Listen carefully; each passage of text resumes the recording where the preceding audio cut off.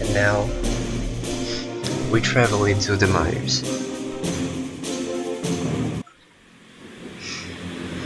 It was a long trip from the capital to the walls. The guards at the walls had pleaded with us not to leave, but that obviously wasn't something we could do. The green grassy plains quickly gave way to sickly and disgusting swamp. All of this filth and decay that I'm walking through now, it's strangely familiar. I can't quite remember where I've seen anything like this before the moment. Thick, sickly looking undergrowth creeps across the fatigued ground. It's as if the plants are swallowing the very land with the way they grow. Merely taking a step is enough to make your blood turn to ice. The squelching noise that echoes from stepping on the ground is nauseating. The vines hanging in front of my face seem to have wants, love, thirst growing on them. Goddamn. Everything about this place. It's dark, damp, disgusting, 3D. The sun barely makes it through the canopy, giving us only a few rays of light to see where we are going. I can't help but notice that it feels like we're being watched too. Whenever I went to the gardens in the capital, they were always bursting with life and animals. Whereas here, everything is silent. It's as if the entire forest is dead.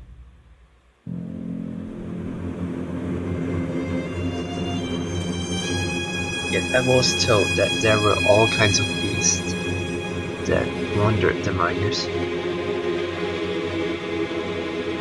Are they all hiding from us? Or can we simply not see them in the dark undergrowth?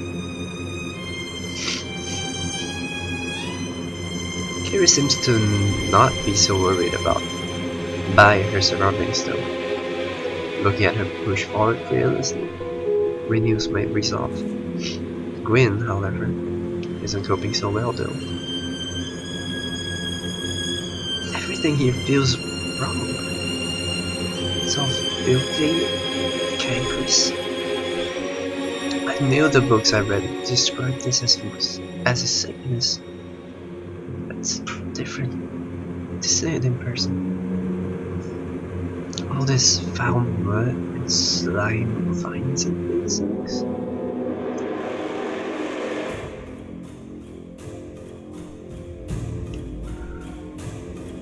We'll be alright, right? Gwyn?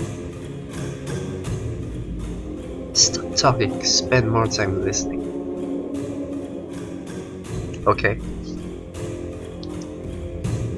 Keira's acting as the instructor once again.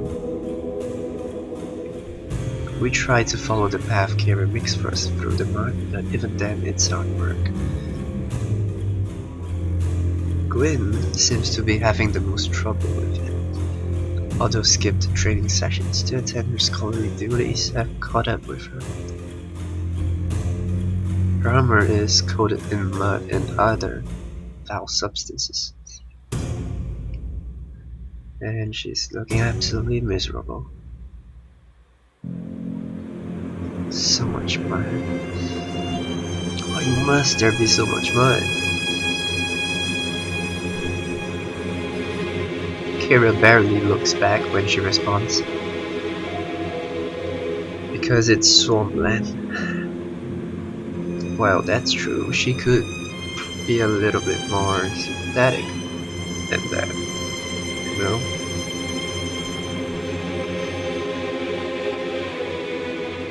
Come on, Gwyn, you'll be fine. There will be lots of hot baths when we get home. My words only seem to make her more unhappy. You fucked up. When When will we get home then? When we retrieve the star? The Empress wouldn't be pleased if we returned without it. Hearing that really upsets Gwyn, but she does her best not to show it. She doesn't want to falter before we even get there. I would trade my noble birth for some courage right now. Don't worry, Keira and I are here. You're going to be fine. Okay? But that comforts her a little bit. Just enough for her to get going. This is going to be a very long trip for all of us, I think. We have to keep our spirits up if we are going to make it to the star. We don't even know if it actually landed in the mires either. It was somewhere far to the north. Not sure how far, but it's north. There hasn't been anyone who's ventured beyond the mires in a long, long time. It's unknown what lies beyond this foul swamp. What if there's even darker places waiting for us ahead of this rancid forest? As we walk along, something splatters me in the face, causing me to stop. Whatever it is, it's slimy and cold.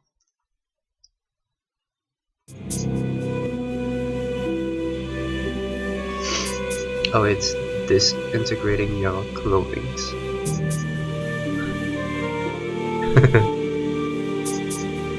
Is it? Sure looks like it. Damn. Careful there.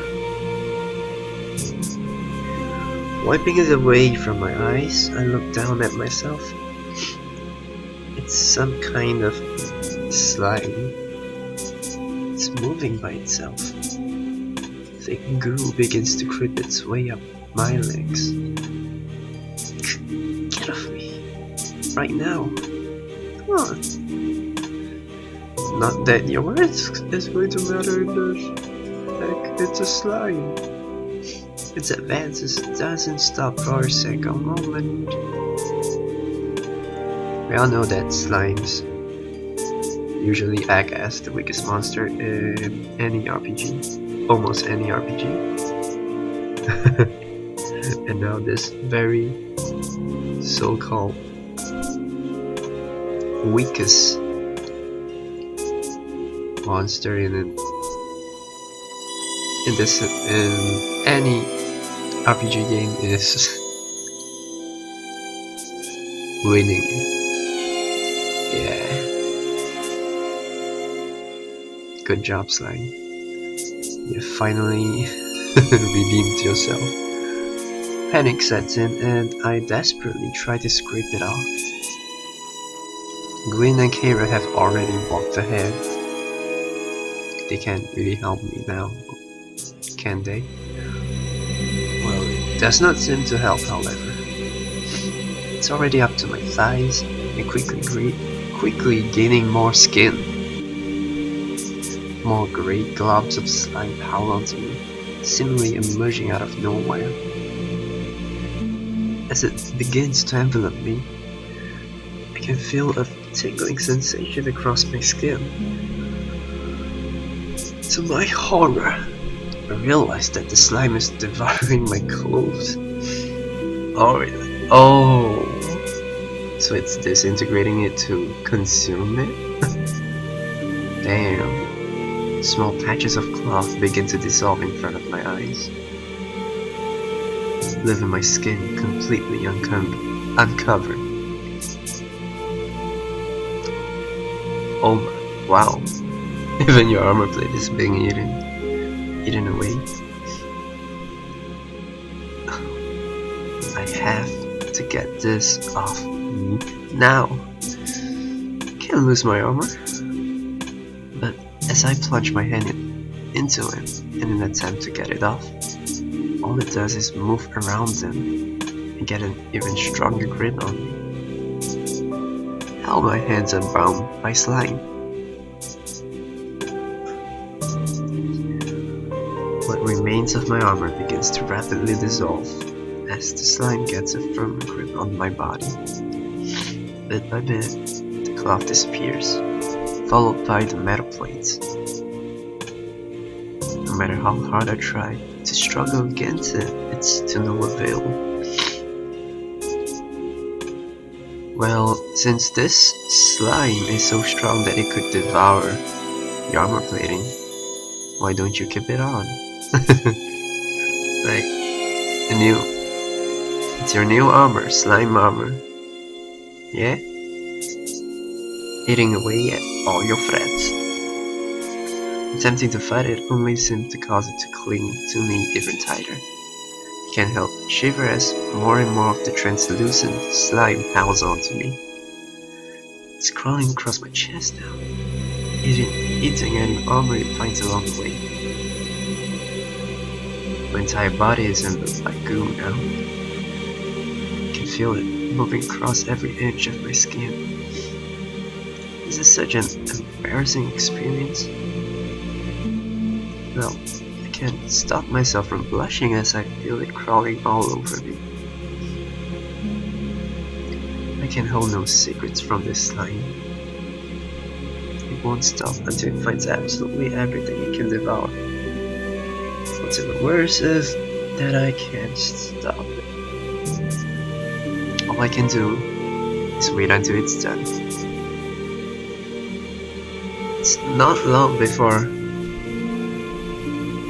completely stripped off. All of the items on my belt have been eaten too.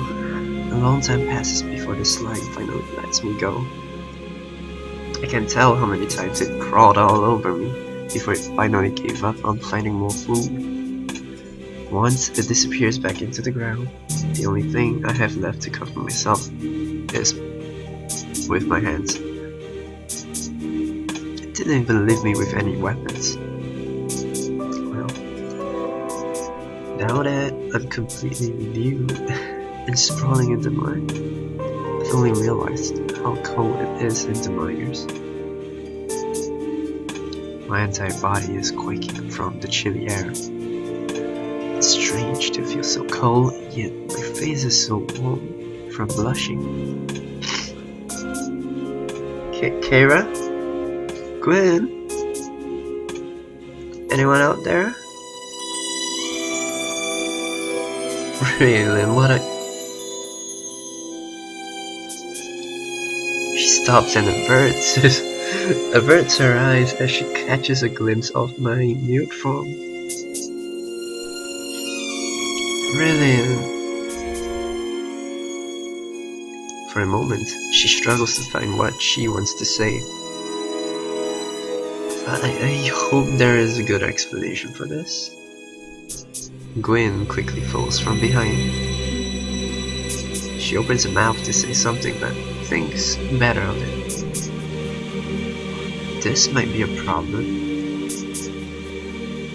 So, what happened to you? Did you just decide to take off your armor for some reason?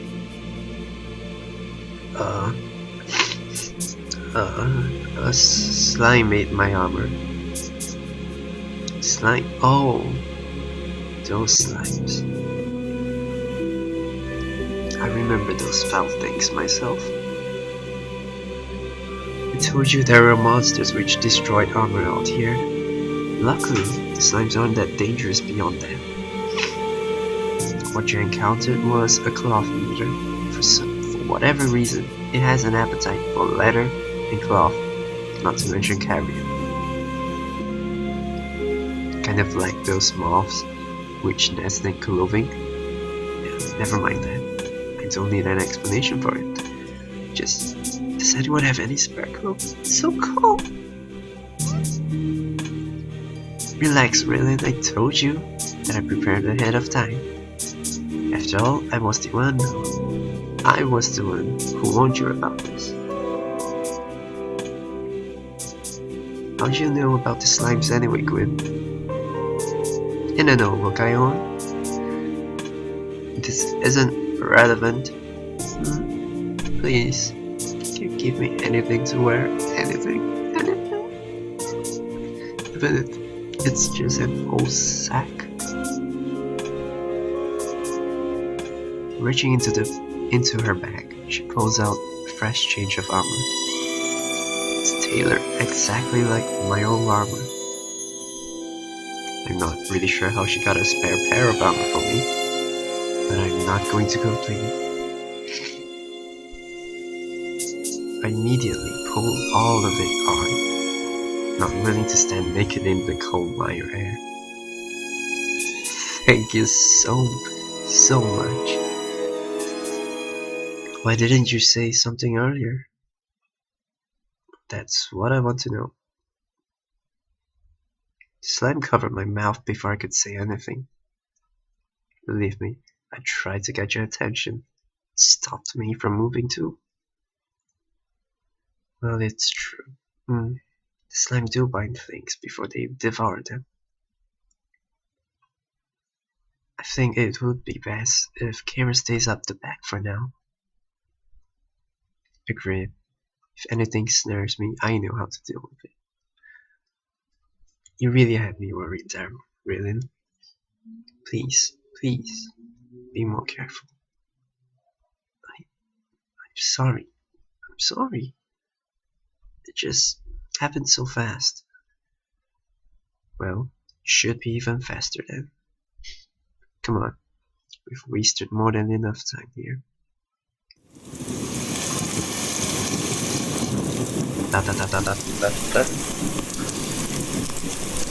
Oh, looking for. Found it. Okay. Took us an hour to find shelter. Trekking through the place alone is incredibly tiring. It's not quite as bad as doing guard duty in the castle though. After a while, we eventually managed to find a mountain pocket with hollow caverns. The storm was upon us. By the time nightfall came, thick thundering clouds. Oh my god, the hiccups. I'm getting the hiccups. Thick thundering clouds enveloped the mountains and drowned the land beneath in torrential rain. Given how the mires are already swampland, I wouldn't be surprised if there's going to be a flood. We just have to hope for the best.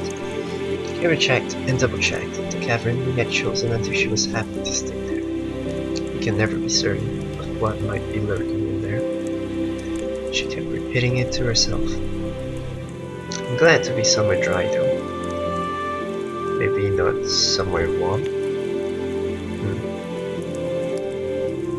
We were barely able to get a fire started due to the rain and how damp the mires naturally are. All of the woods here, despite being brittle and dead, has been soaked thoroughly in the rain. Something about the wood here also gives a sinister glow to the fire. I swear that I see a green aura around it. Shivering in the cold, all three of us huddle around the fire trying to warm ourselves. I love a hot bath right now. We've only been out here for one day, Gwen. We can't be quitting already. Sorry. Well, Gwen is a lover of her comfortable things, warm baths, her soft pillow. So she's really out of her element. Right now, she's writing away in one of the many blank books she took with her. She must be writing down her observations of the mires while she's been here. And maybe possibly publishing it and becoming a bestseller. We haven't stopped long enough for her to take a closer inspection of the plant life though. seems to keep her happy though. It's been a long day, and writing seems to be a way for her to relax. Keira, on the other hand, looks extremely paranoid. She glances this way and another, seemingly jumping at the shadows. Being in this place makes her very edgy. I still don't understand why though. She's been here before, but what happened is still a mystery to me.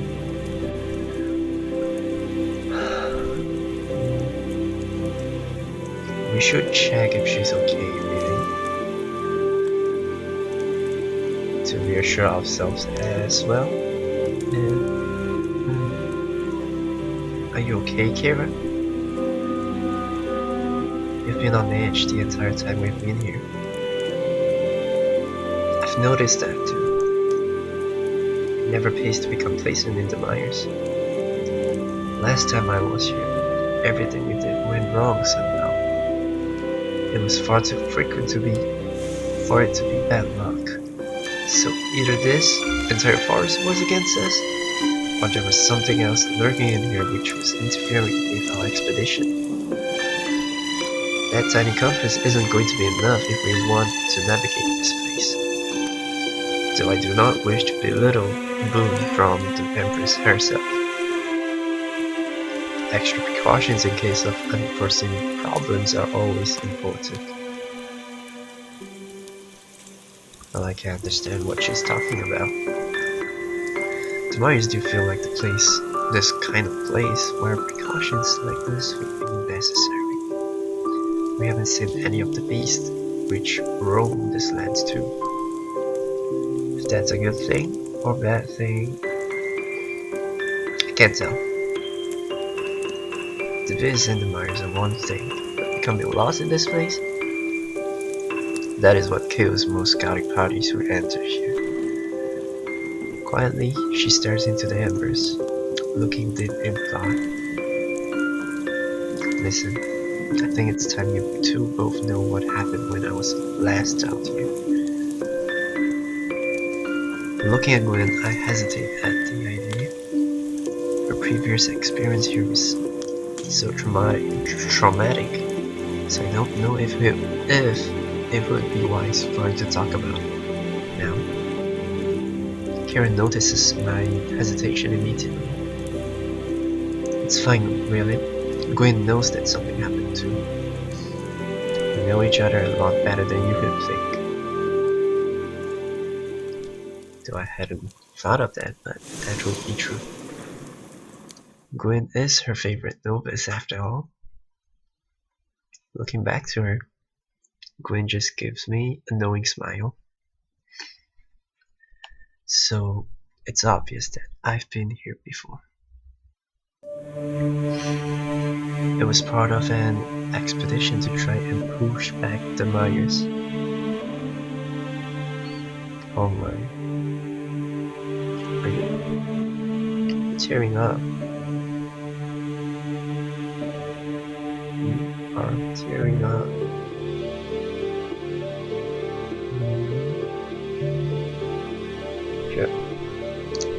Look. If you're uncomfortable about this, don't. Okay.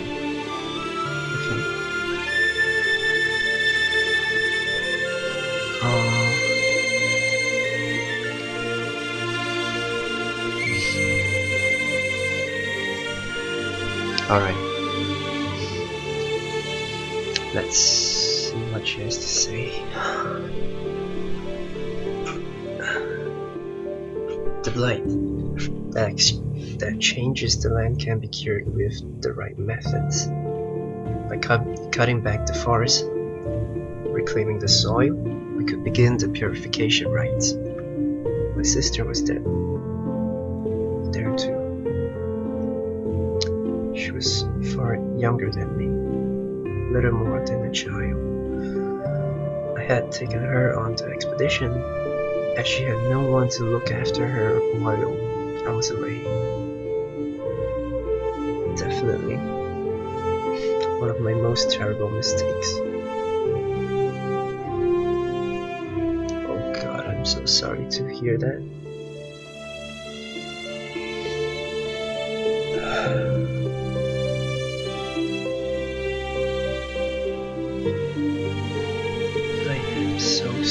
to hear them. Though she tries to force herself to talk, I can see her tears forming in her eyes. Her parents had died a long time ago, so it was up to me to protect her.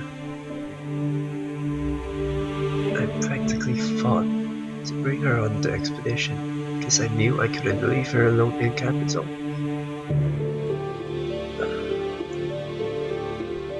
So everything was going fine for a while. There were no incidents. We reclaimed large swaths of land and no one had died.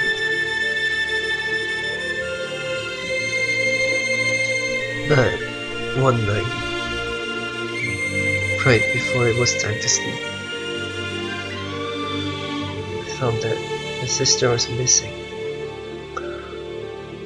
Children have a tendency to wander, so I didn't worry so much about it. Though I looked around camp, I couldn't find her.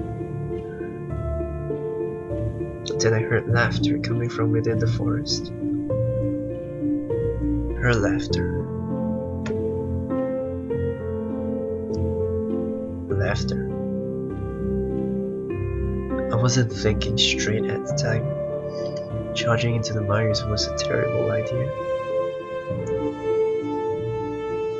But I couldn't ignore my sister's laughter. I couldn't leave her alone inside that rotting place. So blindly charged in there. I brought no light with me, so just followed the sound of her laughter.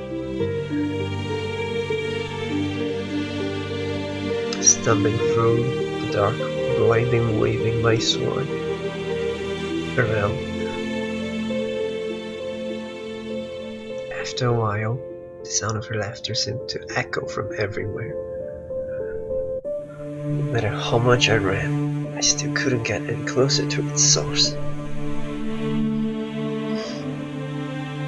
I was too tired to even move by the time the dawn came. Even in the morning light, all I could do was stumble through the mires. Try to set markers or anything I could do to keep track of my progress, but it was all for naught. The very trees seemed to shift to make me lose track of where I was.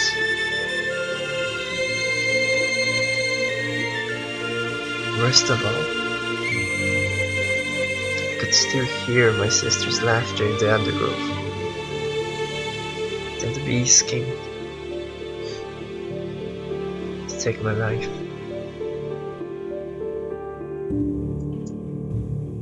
It took me weeks to make it out of there.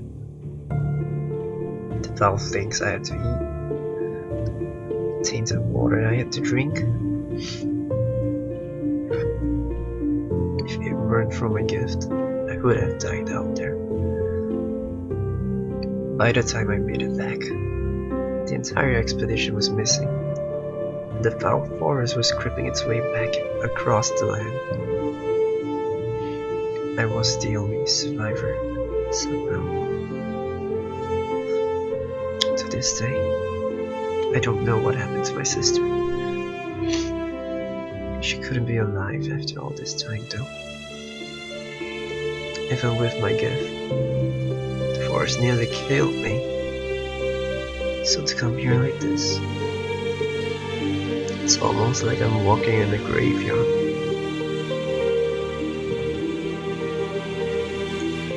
I could not think of a worse place for someone to die than inside the mines. Silently, tears begin to trickle from her eyes. She's barely composed now, merely a step away from sobbing. I wish we weren't inside this cave.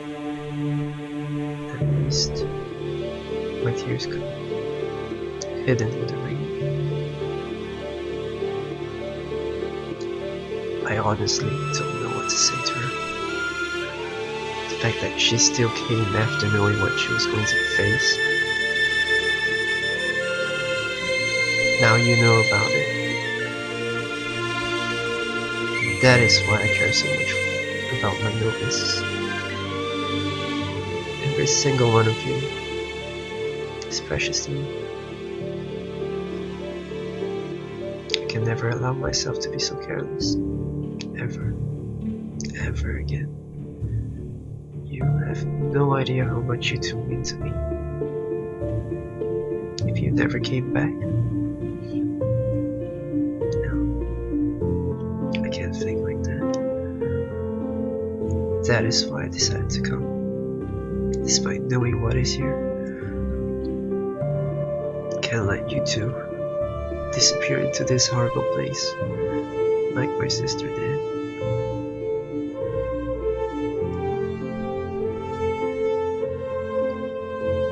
How did you not lose your mind when you were stuck out here?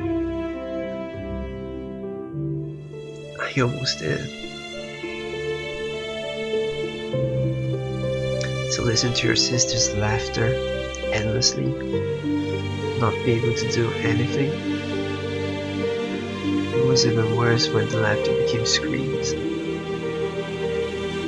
When I stumbled out of there, I could barely tell what was real, what is a delusion.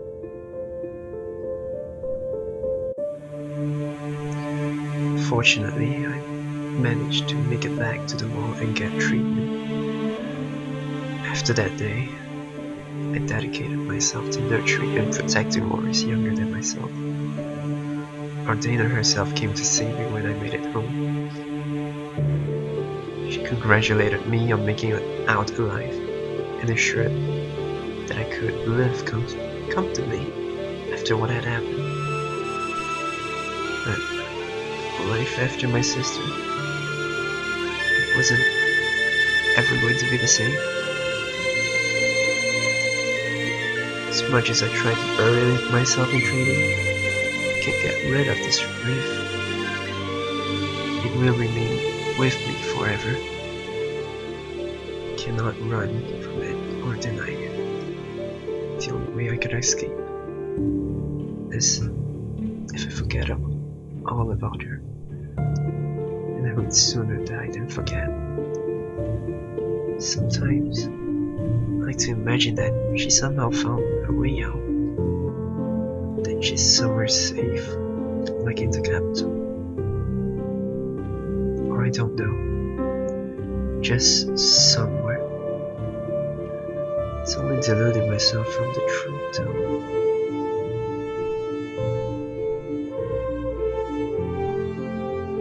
So you can't stop hoping she might have made it out alive. The alternative is to despair and mourn. I have to agree with Raylan. She might still be out there, Keira. However unlikely it is, do not give up. It takes some time for Keira to collect herself again. All I can do is prod the burning embers of the fire while we wait. And now, she isn't alone in the trauma now. We can help her carry the burden of her memories. That will only make us stronger as we make our way to the star. I can also understand why she doesn't like being watched now. During all that time spent in the wires, she would have had to constantly look all over her shoulder.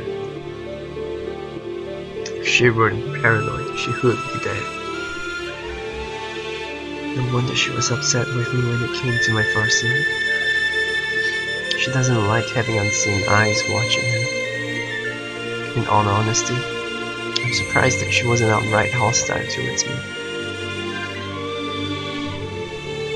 You two sound far older than you look, you know? When did I train such wise novices? I'm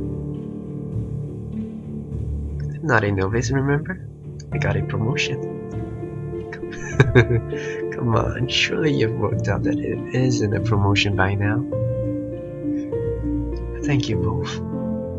It was never easy to carry this alone. After we lost our parents, it always fell on me to bear all burdens. I guess I've learned not to rely on others. But I have you two now, and I have no intention of losing either of you out here. So don't wander too far out of my sight, okay? You're sounding like my mother used to. Well, she must have been a kind woman. Gwen's face lights up as she thinks of an idea. What was your sister's name, Keira? Lavina. Why do you want to know? I know we've told you not to give up, but in case the worst happens, why don't we make a memorial for her? I appreciate the thought, Gwen, but it would be a waste of our time. We cannot afford to stop our trivial things. Where would we even put a memorial, anyway? There's no place that this accursed forest doesn't swallow up.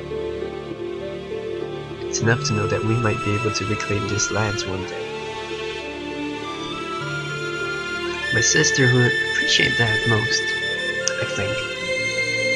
To clean up this gravesite and replace it with rolling fields of green. And yes, that's what we will aim to do. When we finally destroy this blight, let this forest be our memorial. And of the star, the Empress has made it clear to us that it's important. What if it's going to lead to the salvations of our lands? I just don't know. I wish I knew what the star meant. But the only way we're going to find out is if we bring it back to her. Well, I need to know. It's been driving me insane over the last month. I have to agree. I plan to record our findings when we reach the star. This could be a historical find. That is, if it's not raining when we get there. Miserably, she stares out of the cave mouth, watching the rain pelt down. Curse that rain. This is the only chance I've had to write down anything. Well, I'm afraid that it's more important that we are all well rested. Your writing is going to have to wait. Really? Your first on night duty watch? Gwen, try not to stay up late. I can't argue with her on that. Both of them settled near the fire, huddling as close as they can to stay warm. This is going to be a long night.